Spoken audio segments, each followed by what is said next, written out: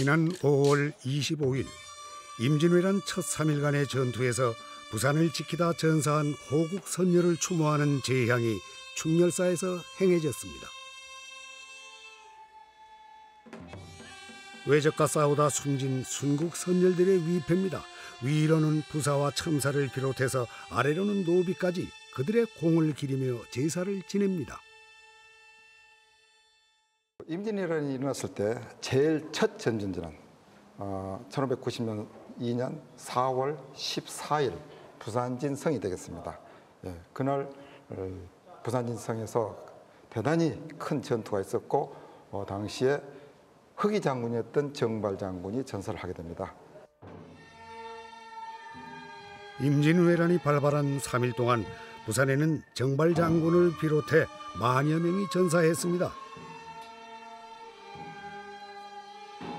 충렬사 제향을 양력 5월 25일로 잡은 이유는 부산 전체가 함락된 날이기 때문입니다. 임진왜란 당시 1592년 4월 15일은 음력으로서 그걸 양력으로 환산하니까 5월 25일이었습니다. 그래서 매년 5월 25일에 제사를 지내는 것입니다. 1592년 4월 13일부터 15일까지 임진왜란 발발 첫 3일 동안 부산에서는 과연 어떤 일이 벌어진 것일까요?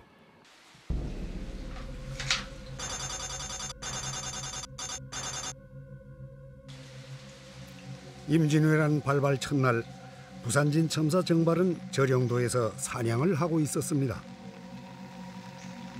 정말 대단하십니다. 어떻게 하면 저렇게 활을 잘 쏘실 수가 있습니까? 열심히 하면 곧 일이 될 터이니 자네들도 수련을 게을리하지 말게나. 예, 나. 아니, 저기 보이는 것이 외선이 아니더냐? 늘 이맘때쯤이면 나타나는 조공선단인 듯 합니다. 이상하구나.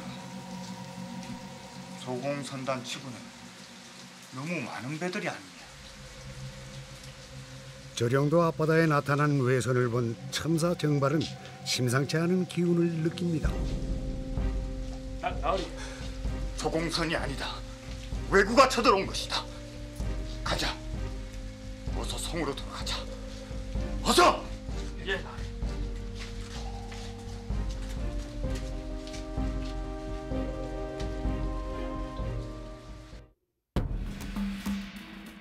조선왕조실록에도 임진왜란 발발 현장을 가장 먼저 발견한 사람은 부산진 첨사 정발이라고 기록하고 있습니다.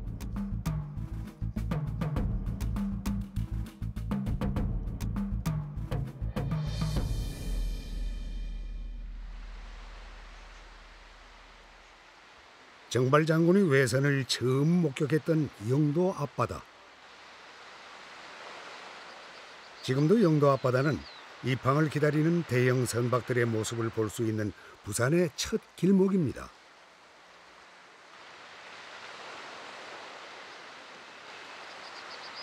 (4월 14일) 되면은 이 앞바다가 새카맣게 왜군의 선단으로 쌓입니다.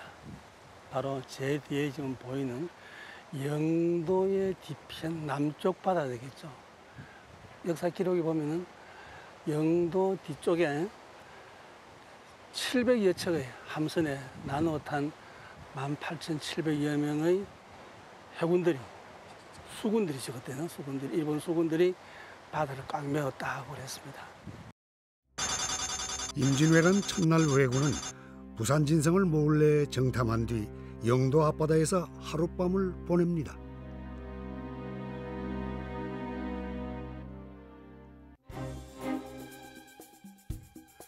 임진왜란 이틀째인 4월 14일 새벽,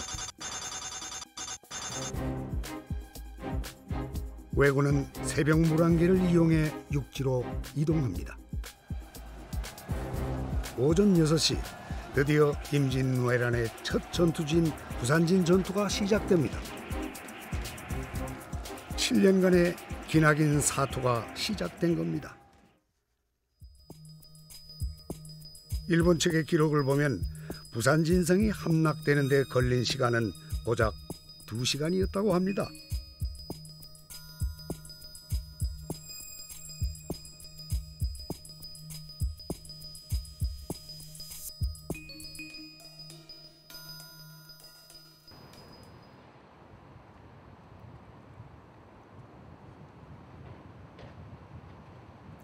정발 장군과 부산 진성의 백성들이 끝까지 싸웠던 바로 그 자리에 이들의 영령을 기리는 제단이 세워져 있습니다. 여기는 전공단입니다. 그 임진왜란 때 부산 진성을 싸우다 죽은 그 정발 장군과 그 휘하에서 같이 싸웠던 이정헌, 그리고 첩애향, 그리고 노비였던 농어를 위한 제단을 만들어 놓은 곳입니다.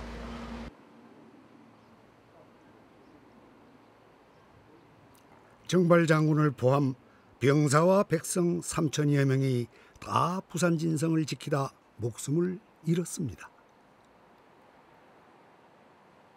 당시 일본과 어떤 조선의 어떤 군사적인 숫자를 보면 부산 진성 안에 있는 백성들을 합쳐도 일본과 하면 18대 1 정도의 아주 열세였습니다. 그럼에도 불구하고 한 반나절 정도 성을 지키고 있었다는 사실은 당시에 있었던 부산 성민과 군인들이 끝까지 결사행전했다, 이런 어떤 의미를 가질 수 있습니다. 절대적으로 부족한 병력으로 2만 명에 가까운 일본군을 막기엔 역부족이었습니다. 문제는 열악한 무기 상황에도 있었습니다. 쌍검을 휘두르고 조총을 쏘는 일본군과 대적하는 데 있어 조선군의 주력 무기였던 활은 무용지물이었습니다. 참패로 끝난 부산 진성 전투. 이것은 비극을 암시하는 안타까운 전투였습니다.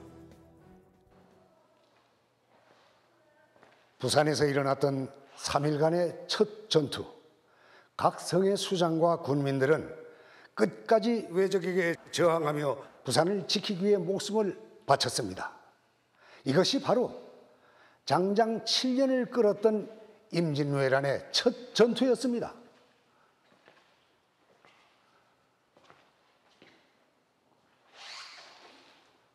부산의 장군과 군민들의 고든 기계는 외적의 가슴을 놀라게 하기에 충분했습니다. 하지만 그 어느 지역보다 피해도 컸습니다.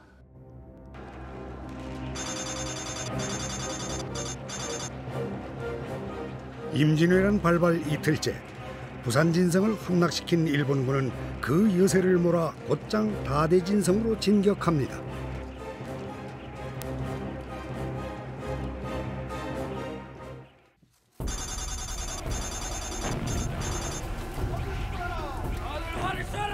둘째 날 오후에 시작된 다대 진성의 전투는 셋째 날인 15일까지 이어집니다. 물러서지 말고 화를 쏴라!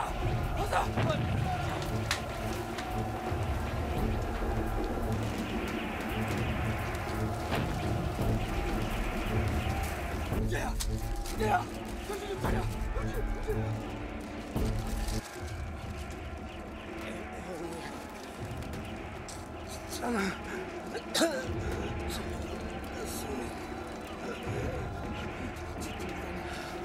당치다.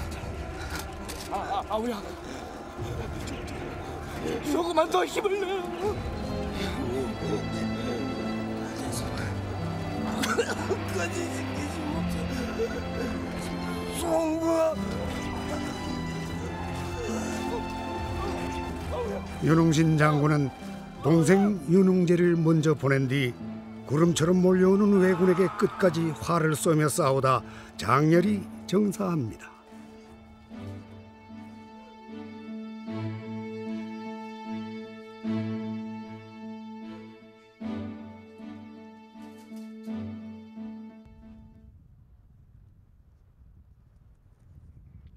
첨사 윤홍신과 백성들이 치열한 전투를 벌였던 다대포.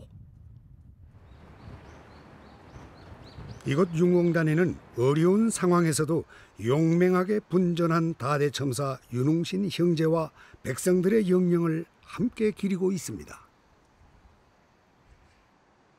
지금 이 비석은 순전히 윤흥신 첨사 한 사람의 그 옛 공적을 기리고자 세운 것이 아니고 윤공단 안에는 그때 임진왜란 당시에 돌아가셨던 동생 윤흥제공, 그리고 그 전투와 원칙에 격렬했기 때문에 성 안에 살았던 성내 사민이 약 한 2,000명 넘습니다.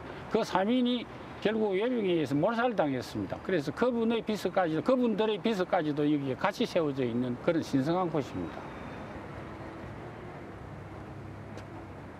다대진성 전투를 자세히 알 수 있는 기록이 순절비 뒷면에 새겨져 있습니다.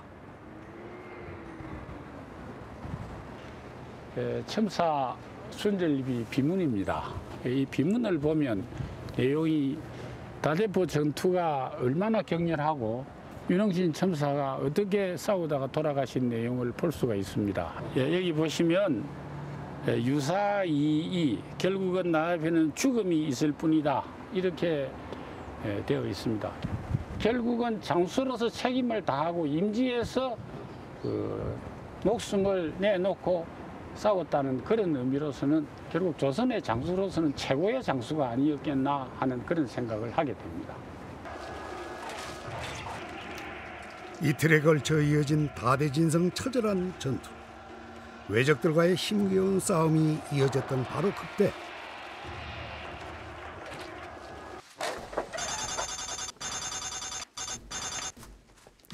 동래성을 지키고 있던 이들에게도 왜군이 쳐들어왔다는 소식이 전해집니다. 부산 진성은 어떻게 되었어?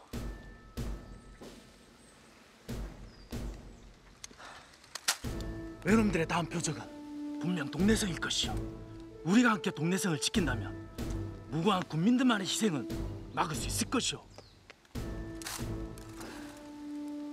부산은 동래성 안을 지키시고 외놈들이 쳐들어왔을 때 나는 성 밖에서 기다리고 있다가 놈들의 뒤를 치겠습니다. 네가 그대만 믿겠소. 부디 몸조심하시오. 경상좌병사 이각의 말을 굳게 믿은 동래부사 송상현. 이때까지만 해도 그가 배신을 하리라고는 꿈에도 생각지 못했습니다.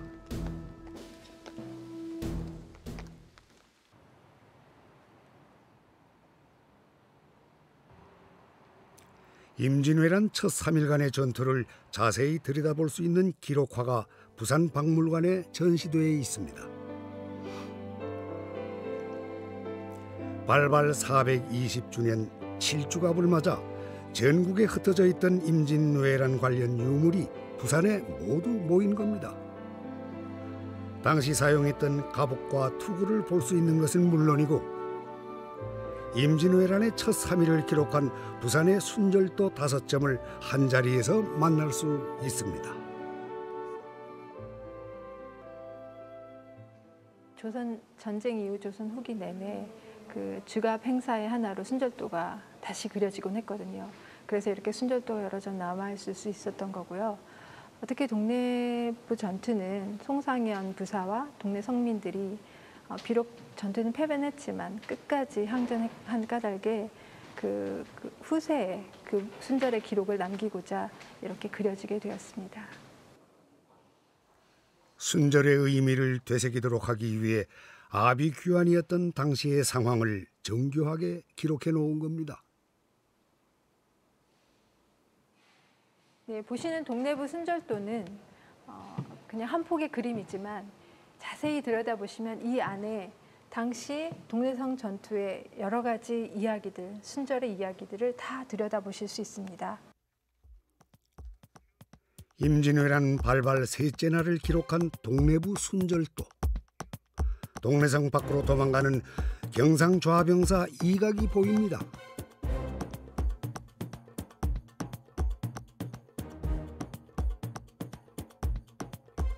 싸워서 죽는 건 쉬워도 길을 내주기는 어렵다. 동래부사 송상현의 절기를 보여주는 대목입니다. 전투가 시작되고 얼마 지나지 않아 외적들이 수비가 약한 서문을 뚫고 들어옵니다. 절기를 지키기 위해 자결을 택한 송상년의 애처. 기와를 던지며 외적과 싸우는 여인들의 치열한 투쟁. 하지만 동래성 전투 역시 몇 시간을 채 버티지 못한 채 외적에게 함락됩니다.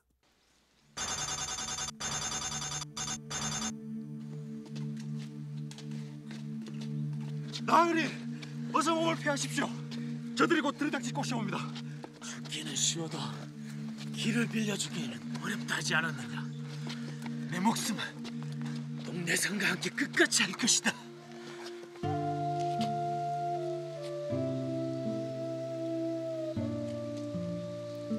회색이 짙어진 것을 직감한 동래 부사 송상현 공은 임금이 있는 북쪽을 향해 절을 올리고 고향에 있는 부모님께 마지막 편지를 남깁니다. 마지막까지 절기를 굽히지 않은 부사 송상현은 동래성이 함락되던 순간 그 자리에서 순절합니다.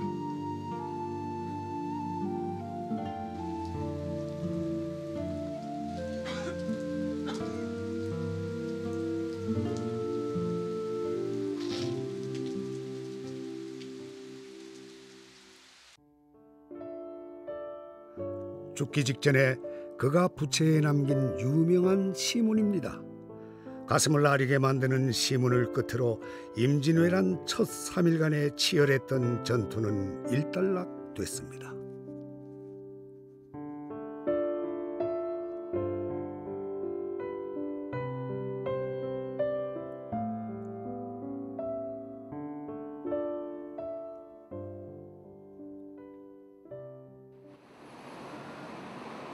묻혀 있었던 3일간의 기록이 세상에 다시 알려진 건 지하철 4호선 수안역 공사가 진행되면서부터입니다. 이곳이 당시에 그 동래읍성의 해자가 지나가던 그 흔적을 지금 다시 복원해 놓은 것입니다.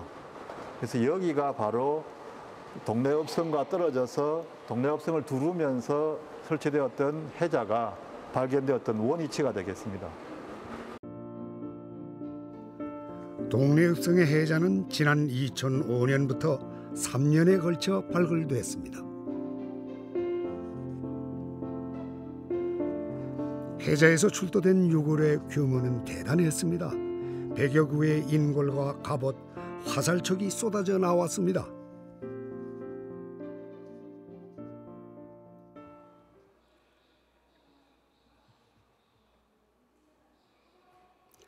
무덤이 아닌 무덤이 되어버린 동래읍성의 해자는 임진왜란 역사관이라는 이름으로 다시 태어나 그날의 기억을 이어가고 있습니다.